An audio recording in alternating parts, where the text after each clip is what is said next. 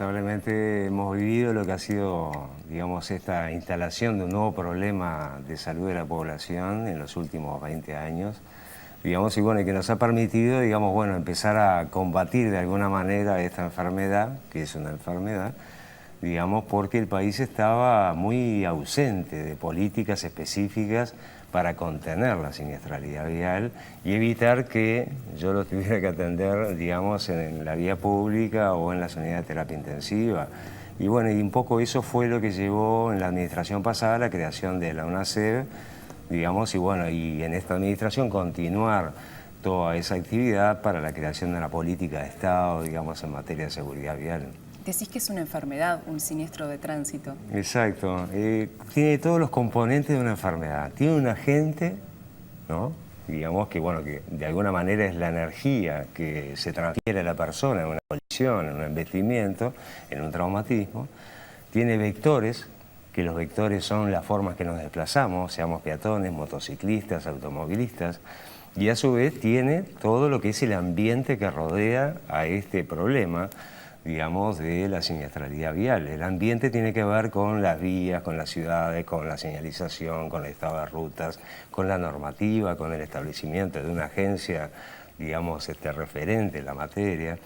Y bueno, eso conforma, digamos, un método de análisis que se llama triángulo epidemiológico, que es, digamos, utilizado en cualquier enfermedad. Y esto reúne esas características, porque una vez que la lesión está, digamos, bueno, hay internaciones, tratamientos, todo igual que cualquier otra enfermedad, con alguna peculiaridad, que esta enfermedad golpea duramente a todos los sectores de la población, digamos, pero tiene un pico de incidencia muy elevado en edades tempranas de la vida. Si nosotros decimos, bueno, de los motociclistas que fallecen, el grupo mayoritario tiene entre 15 y 19 años, esto afecta directamente a la población más joven, digamos, sin también descuidar que los otros sectores de la población también están involucrados, porque si uno mira lo que son las estadísticas, vamos a mostrar hoy, que van a estar colgadas en la página web, digamos, hay dos picos muy claros. Uno son los motociclistas, fundamentalmente jóvenes, y otros son los peatones embestidos, fundamentalmente personas mayores de 60 años.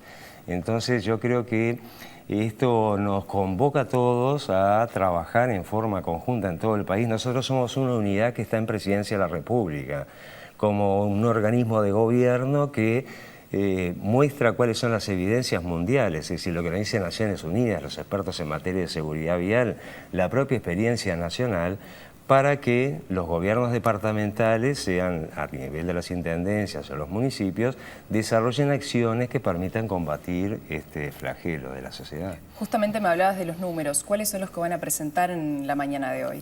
Hoy vamos a mostrar un poco, siempre un poco más o menos mostramos el panorama general de la siniestralidad vial en el mundo, luego el panorama de lo que ha sido estos 5 años de gestión de la unidad. Digamos que hay que entender que es una unidad que trabaja en conjunto con otras instituciones, tanto públicas como privadas, es decir, los resultados no son exclusivos de la UNACEB, nosotros recogemos un poco todos los datos y hacemos un comparativo de en qué situación estábamos y dónde estaríamos si no se hubiesen hecho alguna de las cosas que se están haciendo, que están mostrando muy claramente un cambio significativo en el comportamiento de los uruguayos en el tránsito.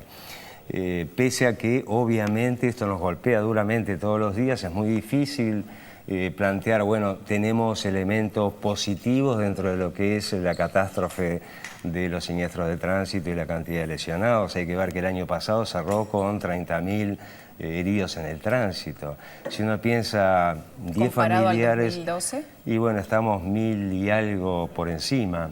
Comparado al 2012 y por debajo del 2011, o sea que estamos en esa meseta que Naciones Unidas reclamaba a nuestros países, pero que necesariamente tiene que pasar a la fase de una disminución sostenida de la cantidad de lesionados y fallecidos. ¿Qué es lo que está fallando? Y bueno, es muy claro, digamos, y a veces cuando uno lo dice parece que no tiene tanto peso como cuando lo dicen los expertos europeos o los expertos de Naciones Unidas. Acá nos visitó el año pasado Roy Rojas, experto de Naciones Unidas en seguridad vial, digamos, y los documentos que tiene Naciones Unidas apuntan claramente. El informe de Naciones Unidas del año pasado nos dice a los países como el nuestro que somos los que pagamos más caro en muertes y lesiones en el tránsito en el mundo, de que es necesario mejorar la observancia. Eso le llaman la observancia y el cumplimiento de las normas y las leyes, es decir, el control y la fiscalización.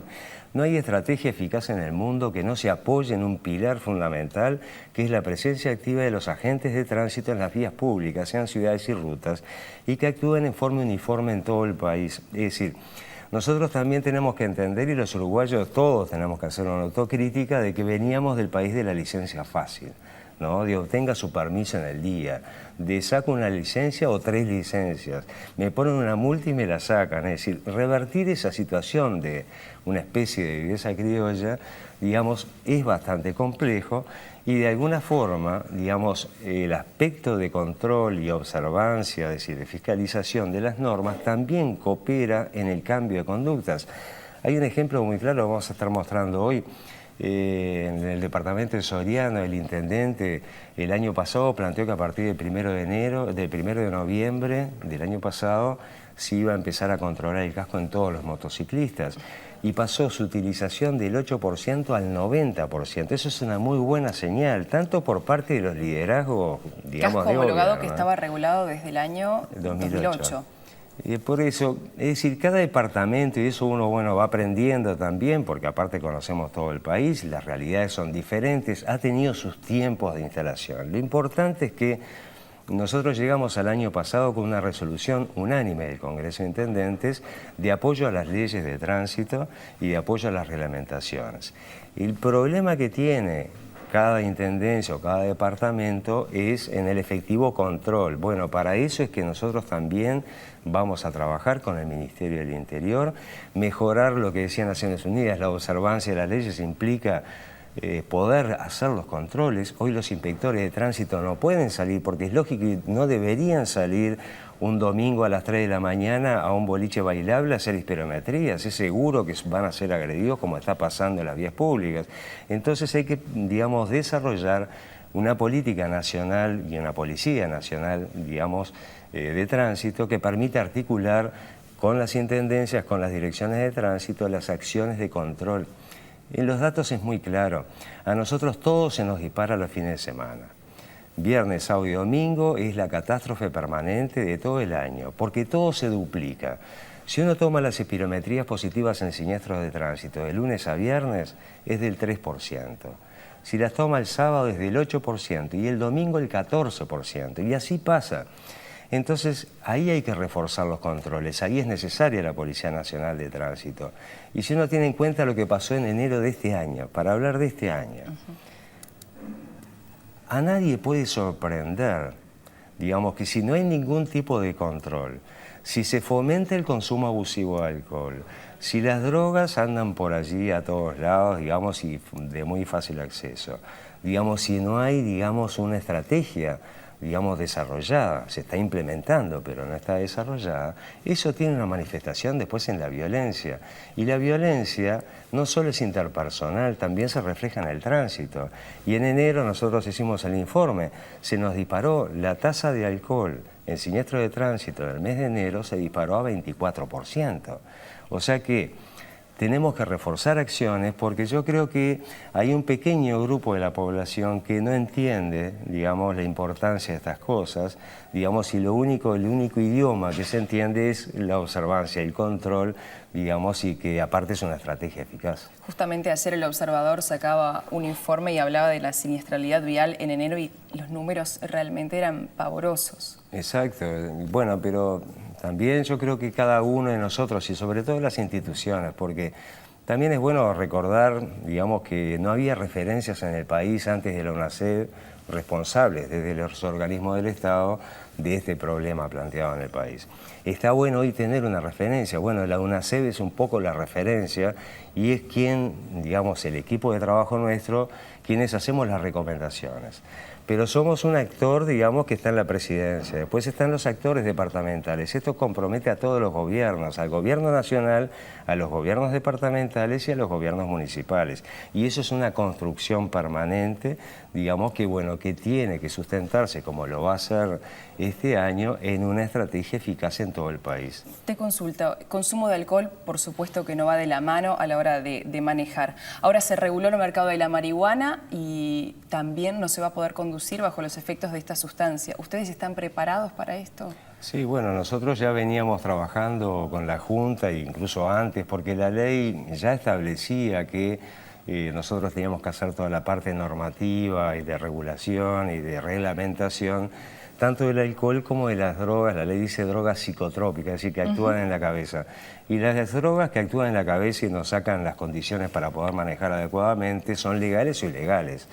La regularización de la marihuana no le saca ni le quita nada a nosotros, es decir, nosotros teníamos que reglamentar igual y por eso estábamos trabajando en esto con la Junta para reglamentar esta ley, pero con un aspecto mucho más integral. ¿Y el equipamiento necesario, por ejemplo, para hacer la espirometría? Eso es lo que vamos a adquirir. Es decir, en el país no hay, ya veníamos trabajando con el gobierno de Bélgica a través de un experto de Naciones Unidas, con la Facultad de Química, con la Junta Nacional de Drogas. Ya tenemos, digamos, todo lo que son los insumos para la adquisición, digamos, de los equipos y muy probablemente este primer semestre podamos terminar incorporándolos. Y bueno, de la misma manera que se hace una espirometría, digamos, bueno, se va a tomar un poco de saliva y se va a saber si se conduce bajo efecto de drogas. Pero también hay una cosa que es importante y que la población tiene que saber. El proceso que nosotros desarrollamos con el tema alcohol y conducción, que ha sido muy bueno, es decir, los resultados son buenos salvo el fin de semana, tenemos que hacerlo con otras drogas. La gente no conoce muy bien qué efecto tiene la marihuana, la cocaína, la pasta base o los medicamentos. Por supuesto. Entonces, en esto también, digamos, estamos trabajando con el Ministerio de Salud, porque es básico que los equipos de salud, cuando recetan, digamos, el médico o el equipo, digamos, un medicamento, explique, digamos, si es la estrategia que se llama estrategia de consejo médico, digamos, cuáles son los efectos de la conducción. Y nosotros también, desde el punto de vista sanitario, hemos estado un poco atrás de este tema. Bueno, hoy estamos incorporando esta estrategia también a nivel médico, en el primer nivel de atención, que apunta a cambiar conductas también desde el consultorio. Perfecto. Te hablo también de las señalizaciones. Son diferentes en distintos puntos del país. ¿Por qué pasa esto? El cartel de pare, capaz que en Rivera está de una manera, en Durazno está de otra. De la misma manera que se podían sacar 19 permisos de conducir, había 19 normativas departamentales y una nacional, había 19 formas de que si yo soy una autoridad de tránsito de tal ciudad y se me ocurre poner un cartel de pare cuadrado y azul, lo pongo. Entonces yo creo que eso, digamos, es consecuencia, digamos, de todo este desorden que había durante tantas décadas y que, bueno, en definitiva, hay que ir acompasando. Ahora, digamos, está el manual interamericano, estamos trabajando con los directores de tránsito, digamos, y con el Ministerio de Transporte a los efectos de reactualizar todo el señalamiento y mejorar todo lo que es, y por suerte se ve cada vez menos, todavía hay que mejorar, digamos, todo lo que es la actualización de la señalización, porque ¿Y en qué aparte, periodo de tiempo? Y bueno, los tiempos a veces no son los tiempos que nosotros quisiéramos que rápidamente todo esto se revirtiera, pero hay tiempos que, digamos, se cumplen a ese ritmo a veces que tiene cada uno de los actores, que no es siempre uniforme, es como el tema del casco, es decir, bueno, esto lleva un ritmo que esperemos que se vaya acelerando. Todos estos datos, es decir, la base de datos que nosotros tenemos es un instrumento, es una herramienta. Entonces, si la herramienta no se utiliza, la herramienta pierde su sentido. Es decir, la herramienta sirve en la medida que todos incorporemos esta herramienta para poder decir, bueno, en tal localidad pasa tal cosa, bueno, en base a los datos, y bueno, actúo allí, planifico y desarrollo acciones específicas. Entonces, bueno, un poco la idea es avanzar en ese sentido, digamos, ir cubriendo lo más que podamos, porque este tema es multifactorial e involucra a múltiples instituciones. Tiene que ir desde evitar que las cosas sucedan, digamos, y en todo eso tiene mucho que ver todas las normas, las leyes, la planificación de las ciudades, la movilidad, la infraestructura vial, hasta que una vez que sucede el siniestro de tránsito, bueno, evitar que la gente fallezca por tener una colisión, hasta la respuesta sanitaria y rehabilitación. O sea, tenemos que abarcar todo. El helicóptero sanitario que estaba por llegar, ¿qué está pasando con eso? El presidente ya, digamos, definió que sí, que es una necesidad para el país. Eso se hizo en consenso, obviamente, con el Poder Ejecutivo, con el Ministerio de Salud, con el Sistema Nacional de Emergencias. Ya está adquirido, el tema que está en Europa, digamos, va a demorar en llegar. Nosotros hablamos con la empresa proveedora, aproximadamente en marzo va a estar por aquí. Ni bien esté, porque, a ver, helicópteros en el país hay, y hay muy buena experiencia a veces en el traslado aéreo a través de la Fuerza Aérea, incluso de la Armada Nacional, en el rescate de pacientes y traslados, con lo que se gana mucho tiempo. Pero no había equipamiento adecuado en esos helicópteros porque no fueron adquiridos como helicópteros sanitarios. Este que viene es un helicóptero sanitario, es decir, tiene todo el equipamiento, es decir, los equipos que tiene, los equipos sanitarios que tiene tanto la Fuerza Aérea como la Armada, más lo que podamos o tengamos que reforzar, digamos, bueno, se van a subir a un helicóptero moderno con toda la tecnología que garantice, digamos, un traslado adecuado. Y va a ser muy útil, sobre todo mirando al interior. Es decir, este es un recurso fundamental para acortar esos tiempos de traslado. Un traumatizado se lesionó en la tal Paloma ruta, Durazni tiene que venir a Montevideo. pero a veces hasta cuestiones de coordinar adecuadamente el traslado de esos pacientes, que a veces se multiplican, van a un centro hospitalario y después a otro, se pierden horas muy importantes de asistencia. Y bueno, y va a ser, digamos, un recurso que se integre a lo que es el desarrollo de un sistema de atención nacional de emergencias, que de alguna manera ya lo empezamos porque en el 2009 y empezó en el 2010 firmamos un convenio entre el Ministerio de Salud, la UNACEB y la Cámara de Emergencias Móviles, con el cual hoy hay respuesta en todo el país, en las principales capitales, y hay que ver que de los 30.000 lesionados el año pasado, 27.000, o sea, la inmensa mayoría, fueron asistidos por una ambulancia. Nos queda todavía cubrir toda la parte de rutas y lugares de acceso difícil, y por eso estos recursos son fundamentales. Perfecto. Silla para niños, es obligatorio porque lo tengan atrás, pero los taxímetros, ¿qué pasa si viene una mamá con un niño que llama no por tiene? teléfono, pide un taxi que tenga una sillita. ¿Y qué porcentaje de taxímetros tienen esa sillita para bebés? Los van a incorporar, lo que nosotros tuvimos las conversaciones, que el 10% de la flota más o menos iba a incorporar ese servicio. Es decir, si una madre tiene un padre, tiene que trasladar a un niño chiquito en una silla, cuando pide el taxi lo pide con una silla. En Montevideo, pero en el interior eso y en el interior también, porque después las cosas que pasan no solo en Montevideo, en el interior, pasan en rutas, pasan en ciudades. Pero esto es más difícil de crear una conciencia de que en el interior tengan una silla para bebés. Porque el padre que vive en el interior es diferente al padre que vive en Montevideo, quiere menos a su hijo. Es decir, quiere decir que cuando un padre del interior, ¿no?